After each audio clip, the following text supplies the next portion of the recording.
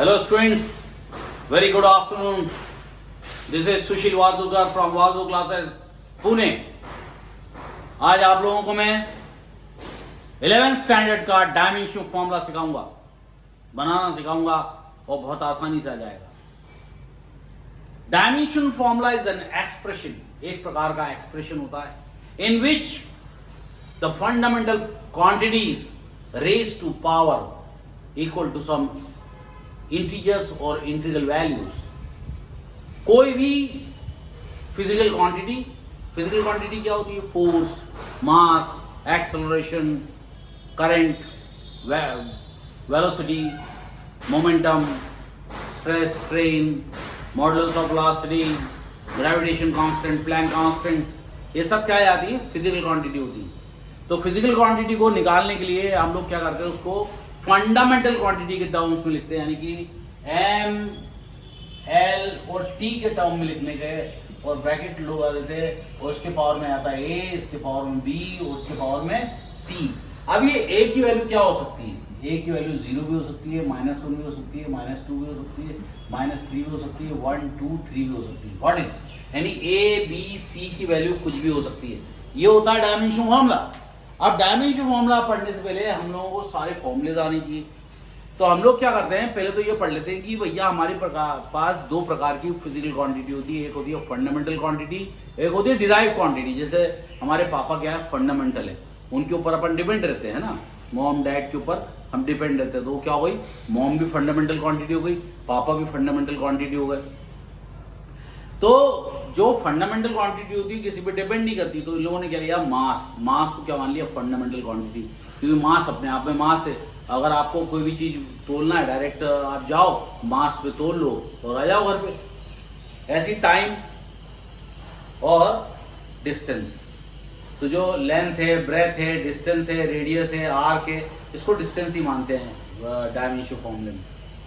तो it is an expression in which it is fundamental quantity MLT raise to power equal to some numeral value like positive और negative integers value होती है, वो लिख देनी पड़ती है। उस टर्म को अपन कहते हैं डायमेंशन फॉर्मूला। अब सवाल ये उठता है कि फंडामेंटल क्वांटिटी कौन सी होती है?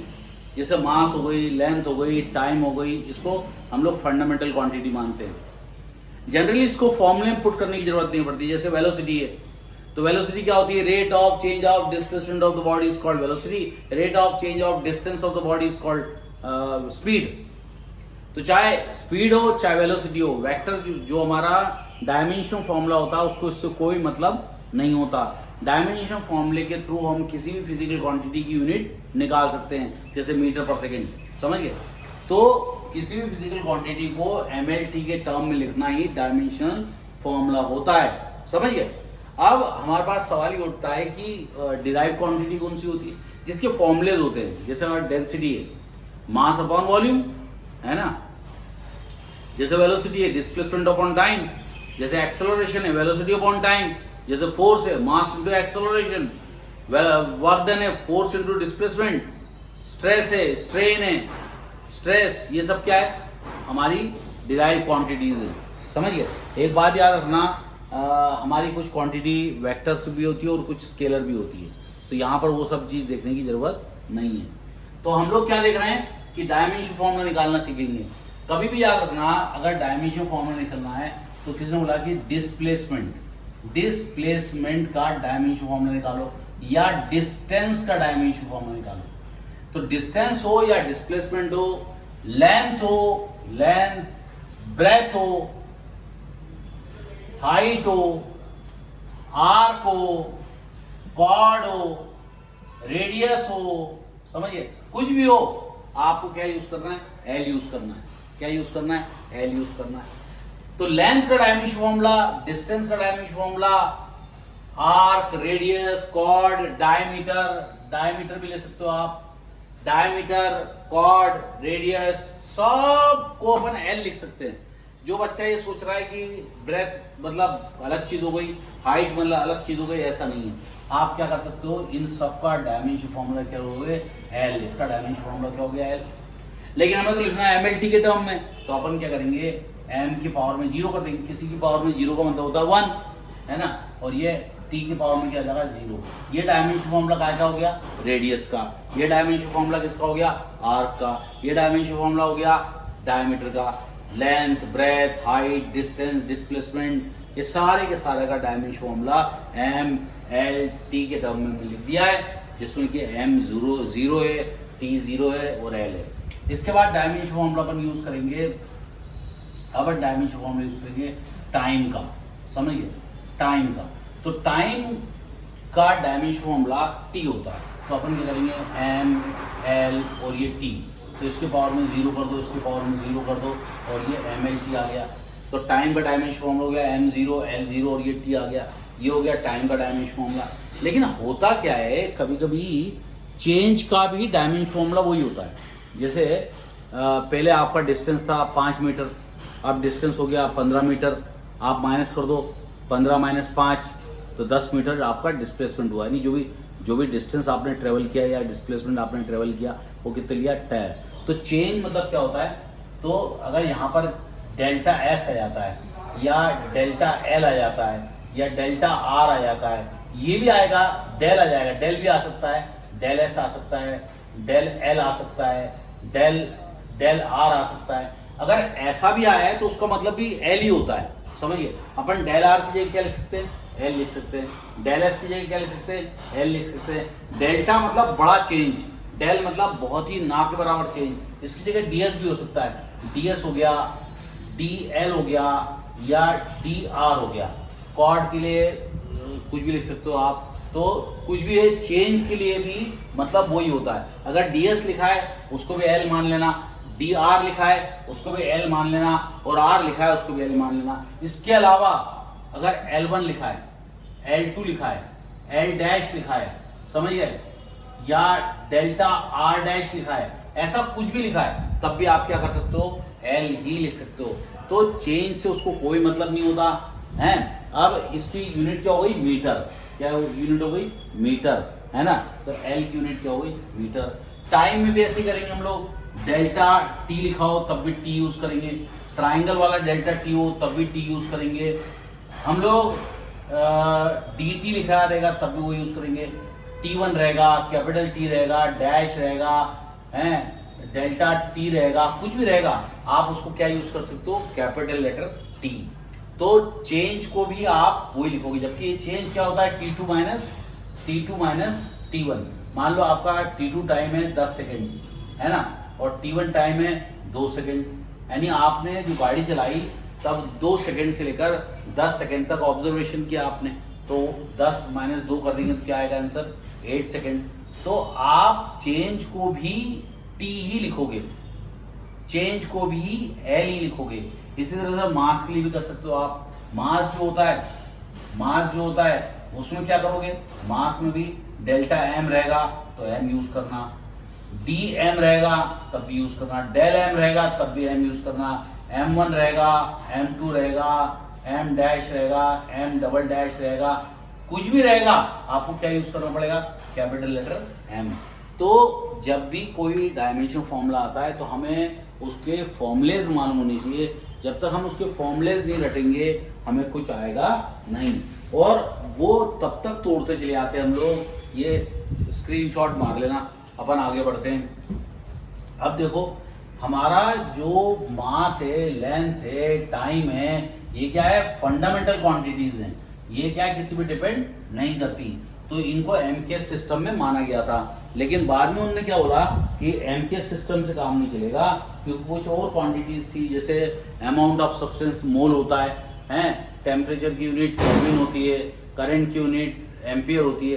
तो ये सब चीजें जो थी, जो भी एक्स्ट्रा चीज ऐड कर दी गई, तब जाके उनने सिस्टम इंटरनेशनल बनाया। उसके अंदर क्या हुआ, ल्यूमिनस इंटेंसिटी की कैंडला हो गई, टेम्परेचर की यूनिट केल्विन हो गई, अमाउंट ऑफ सब्सटेंस की यूनिट मोल हो गई, है ना, और टेम्परेचर करंट की यूनिट एम्पियर हो गई। ये जब जोड़ दी गई तो कुछ है ना सब यूनिट्स भी होती थी, स्टार्डन या रेडियन, ये सब आ जाती थी, तो ये भी सब यूनिट्स होती हैं। तो कुल मिला के ये इसके साथ बनाया गया सिस्टम इंटरनेशनल एसआई सिस्टम। तो एसआई सिस्टम और एमके सिस्टम एक ही बात है, लेकिन एसआई सिस्टम ज़्यादा मॉडिफाइड फॉर्म है, एनलार्ज्ड फॉर्म है, और उसका एक बड़ा वर्जन है। जैसे अपन जब भी कार लाते हैं तो कार के अंदर कुछ एक्स्ट्रा चीज़ जुड़ जाती है ना, जैसे अभी एडैस फीचर आता है वो जुड़ जाता है, समझ गए। तो इस तरह से हम लोग करेंगे।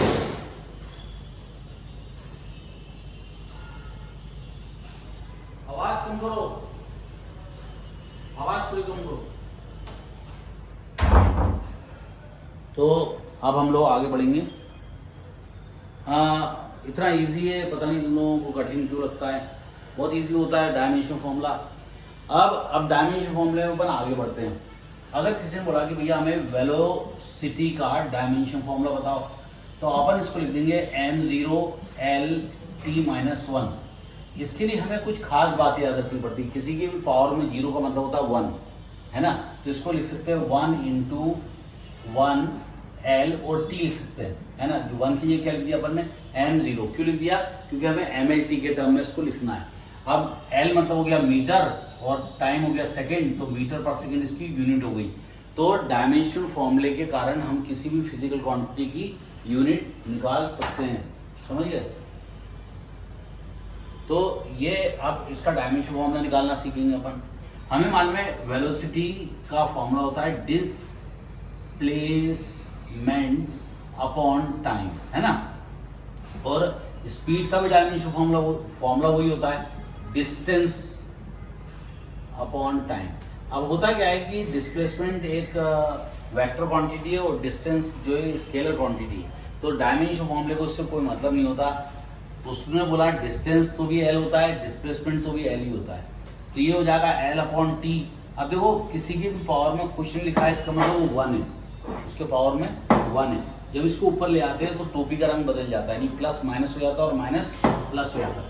कभी भी अगर 2 को 1/2 लिखोगे तो 2⁻⁻1 हो जाएगा, या 3⁻⁻1 लिखा है तो ये जाएगा 1/3, या 5⁻2 लिखा है ये हो जाएगा 1/5², दैट इज 1/25। ये जो बेसिक है मैथ्स का, ये आपको आना चाहिए, तभी ये समझ में आएगा। इसको ऊपर ले आएंगे तो क्या होगा, LT-1।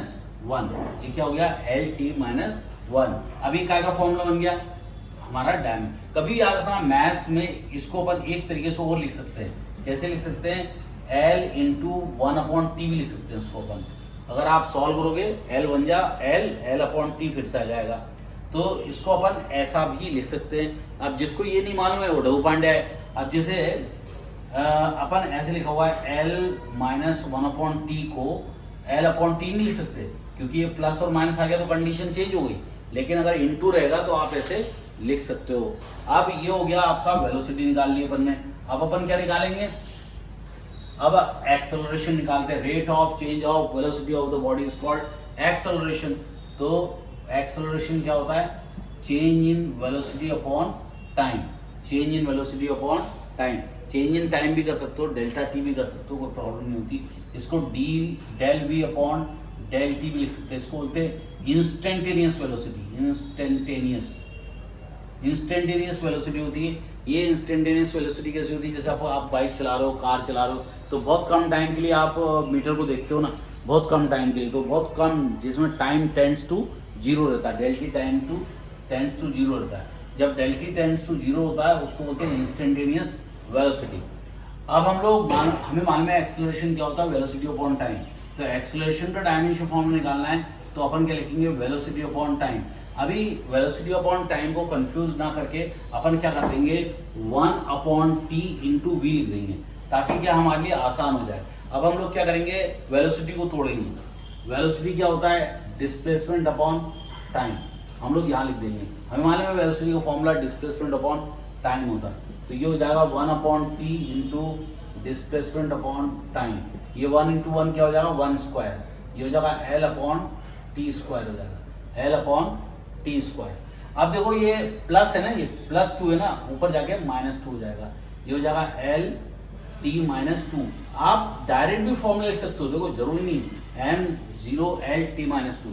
ये क्या का फॉर्मूला हो गया, एक्सेलरेशन का। पहला क्या था, वेलोसिटी का। और इस तरह से आपको वेलोसिटी एक्सेलरेशन का फॉर्मूला आ सकता है। तो अब हम लोग इसके बाद और आगे पढ़ेंगे। नेक्स्ट जो लेक्चर होगा इसमें हम लोग और कुछ डायमेंशनल फॉर्मूले निकालेंगे। एक डायमेंशनल फॉर्मूला निकाल लेता हूँ मैं फोर्स का, उसके बाद फिर से अपन थोड़ी देर बाद करेंगे। ओके, तो अपन एक फॉर्मूला निकालेंगे अपन एक्सेलरेशन का और फोर्स का। हमें मालूम है फोर्स किसके बराबर होता है, मास इनटू एक्सेलरेशन के बराबर। देखो इधर मास क्या हो गया, फंडामेंटल क्वांटिटी हो गई, लेकिन एक्सेलरेशन फंडामेंटल नहीं, हम उसको तब तक तोड़ते जाएंगे जब तक कि वो फंडामेंटल में ना आ जाए। तो अपन क्या लिख सकते हैं, मास को m रहने देंगे, ये हो जाएगा m इंटू, इसको लिखेंगे वेलोसिटी अपॉन टाइम। अब है ना, मैंने तुम्हें बताया था कि जो t है इसको इधर सरका दो, शिफ्टिंग कर दो उसकी, ये हो जाएगा m अपॉन t और ये हो जाएगा वेलोसिटी। अब वेलोसिटी क्या लिख सकते हैं अपन, डिस्प्लेसमेंट अपॉन टाइम, या तो s अपॉन t लिख दो या d अपॉन t लिख दो तो भी चलेगा। अब ये 1 इंटू 1 क्या हो जाएगा, स्क्वायर हो गया, और डिस्प्लेसमेंट की जगह हो गया l, तो ये हो जाएगा m l और ये t स्क्वायर ऊपर जाके क्या हो जाएगा t माइनस 2। तो देखो ये पोर्शन क्या हुआ, एक्सेलरेशन, और ये पोर्शन क्या हुआ, मास। तो मास की यूनिट क्या होती है, किलोग्राम, है ना। डिस्टेंस की यूनिट क्या होती है, मीटर, और ये हो जाएगा पर सेकेंड स्क्वायर। ये किलोग्राम मीटर पर सेकेंड स्क्वायर किसके बराबर होता है, न्यूटन के बराबर होता है। इसको बोलते हैं न्यूटन, न्यूटन के बराबर होता है। तो हमने क्या पढ़ा, force is equal to mass into acceleration, समझ गए। तो ये